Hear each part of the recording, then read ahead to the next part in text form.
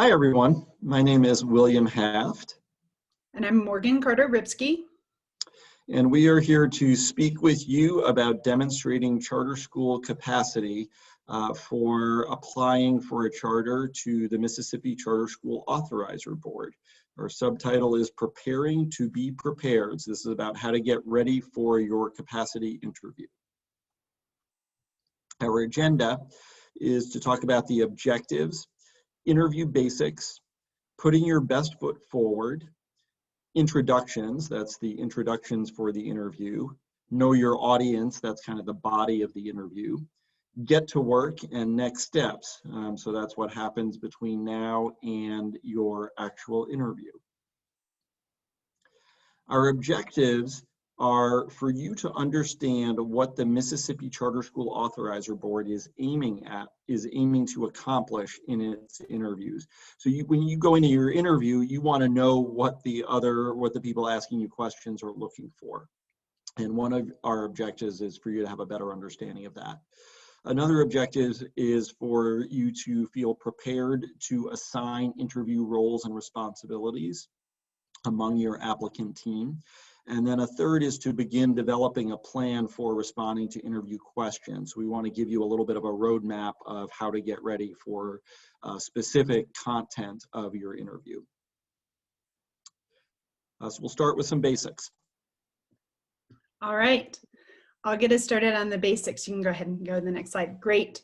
So it's important to really understand that an interview is a required part of the charter application process. And this is a component part that all quality authorizers use when they rigorously evaluate the application itself, and then they follow that with a substantive in-person interview. Sometimes in-person means on video, with each qualified applicant. This is a huge component part of the reviewers conducting their due diligence. Interviews are typically between 75 and 90 minutes long. They should tell you in advance how long the interview will last. And they usually start with introductions. Now, William will talk a little bit more about this section in a bit. And then they spend about 60 minutes really probing and asking some clarifying questions that are about your specific proposal that you submitted. And they should allow you to ask some questions and learn a little bit about the next steps toward the end of the interview.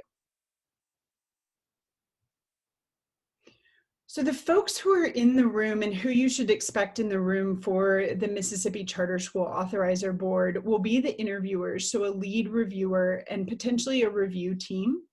Also, sometimes a note taker is in the room, or sometimes the interview is recorded.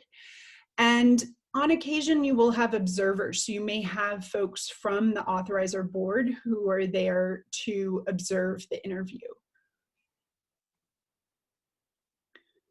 And who you should have in the room. So this is the most important part. So the person who is leading your school on a day-to-day basis, if that person has been hired, they absolutely should be there for the interview. Also, you should have some members of the board and a representative of the management organization if that is applicable for your charter application. For the board members, it's really important that you get the right assortment of folks in the rooms. You have people who can speak to all different aspects of the charter application. You have someone there who is really well steeped in the finance and the budget section in particular. Also, some folks who can speak in detail to different component parts of the educational program, and someone who can talk about the day-to-day operations of the school and what that's going to look like. It's also important to know that if you've hired someone to help write the application, typically that person is not in the room for the interview unless they are going to be a key component part of the school after you open.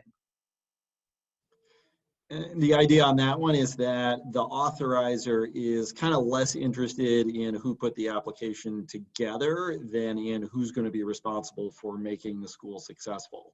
So if someone helped you, help put together the application, often the school leader is one of the people, then, if they're going to have a role in the school, then absolutely they should be there. But if their role was only on the front end of putting the plan together, then they're less relevant to the judgment that the authorizer needs to make.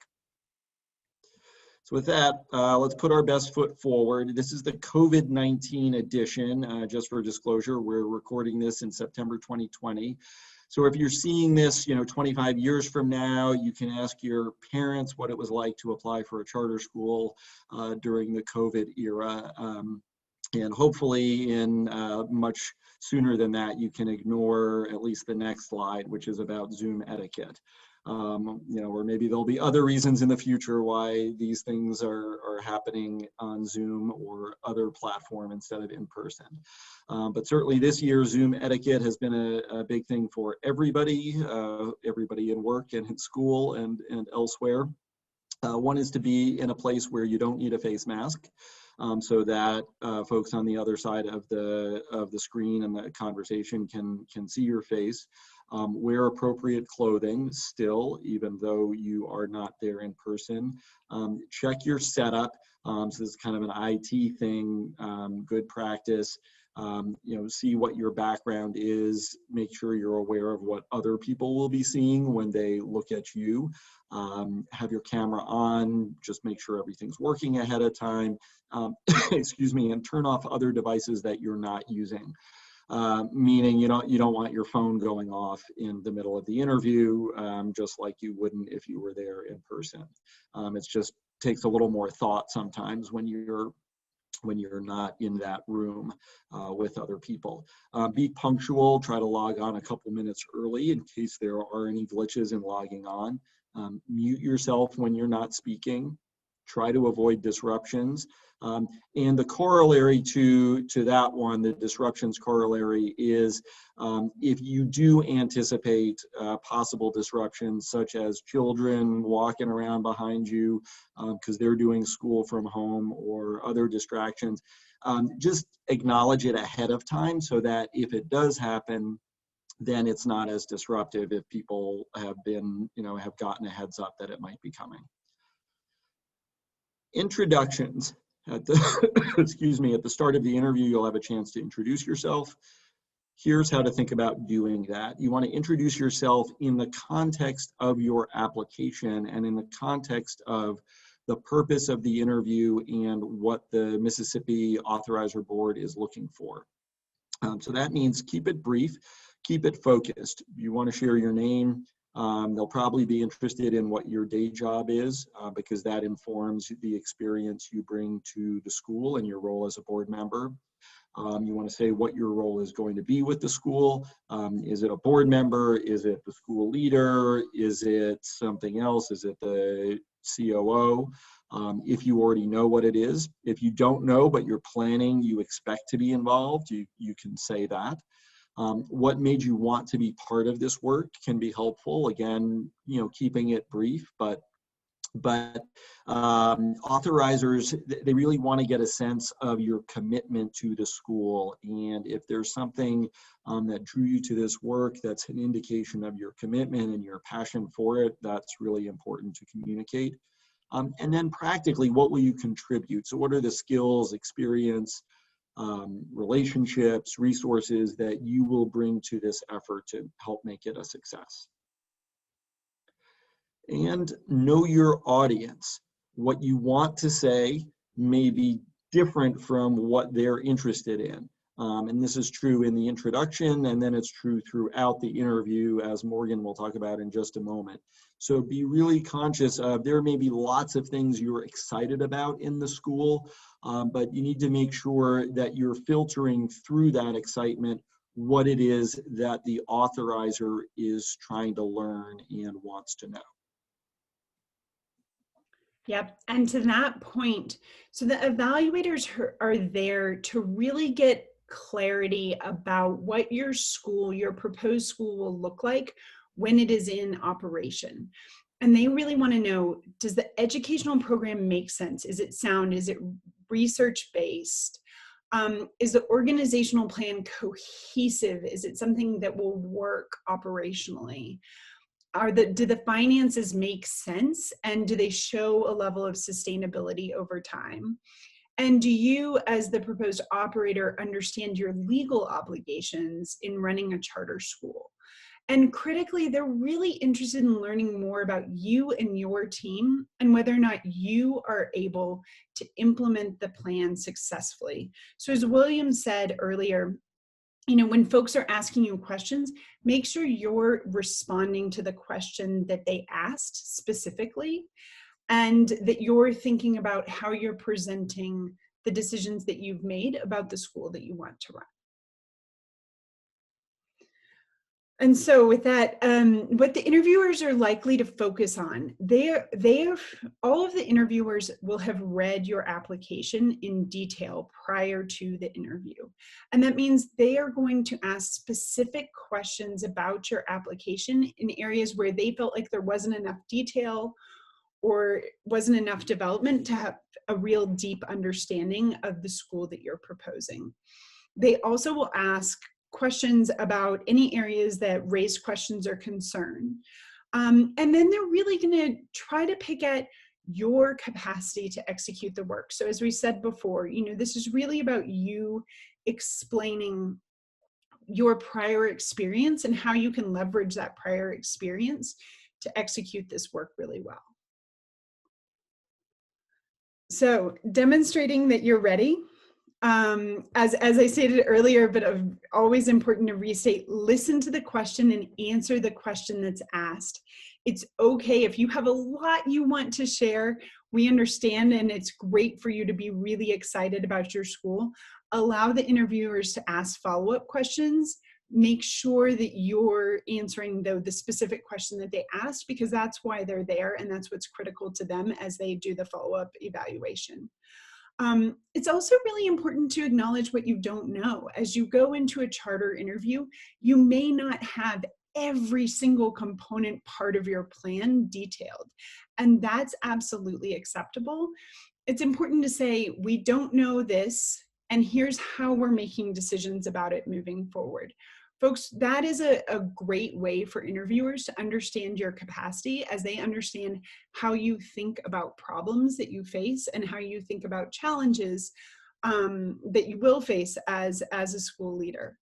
And it's really important that you just show that you've done your homework. And what that means is that you know the application inside and out. The interviewers will know it very well. They will ask you very specific questions. And so it's important for you to be able to show that you know it as well and you understand what they're asking. And as you're preparing for your interview, the last thing that's really important is to think about the roles and responsibilities in the interview of your whole team who's sitting in the room. One person should not be answering every single question. So you really want to think about balancing the time that you all get to speak to the interviewers, so that you can show that your school leader understands what their role is and your board understands what their role is. So it's important that you can, even prior to an interview, really think through who's going to answer which questions and ensure that you have a plan for creating some of that balance. Preparation. So this is preparation for the interview itself and how to get from here to there, assuming that you're watching this because you might have an interview coming up. How to prepare. One step you can take right now is to pause this presentation for 10 minutes while you make a starter list. The starter list would be of the weakest parts of your application and the most challenging questions the interviews could ask in each of those areas. So you think about, if you made a list, and you know this if you worked on the application, right? Some parts you really have figured out and you have clear vision of, and other parts is like, well, this is not the strongest, this is really a challenge to figure out how this works. And, or it's a gap, or it's an area where, frankly, on your team, you didn't have as much capacity or expertise. And it's just not as strong and still needs to be worked out. So the first step is to list those areas that are that are weakest, that are, where it's not as clear what your plan is and you think that the readers might hone in on. And then the second is to take each of those areas, maybe 3, 4, 5, and say, what's the most challenging question they could ask. I would also say, do this. There's some key parts of your application where you should do this exercise regardless of how strong you think it is. So your budget, the evaluators are going to be looking closely at your budget, and it's a critical part of your plan. So take a look at your budget, and even if you think it's strong, even if you think you've got it all figured out, I'm willing to bet you don't, and I bet Morgan will too. And even if you feel like you do, see what questions you think somebody might ask. Think back to what were the challenges in developing that budget, and then write down some of those questions. And I'm going to continue as though you just paused for 10 minutes, and welcome back to the closing of this session. So you just did, if you paused for 10 minutes and did that work, you already have a good start on getting ready for your interview based on your particular application. The next step is to get your team together to share your list and to discuss the following. What weaknesses did you identify? What challenging questions might the interviewers ask in each of your weak or undeveloped or underdeveloped areas? What are your best responses? And then who will lead each response? And this goes back to what Morgan was talking about with figuring out roles and responsibilities. It may be that through this conversation, you identify other areas.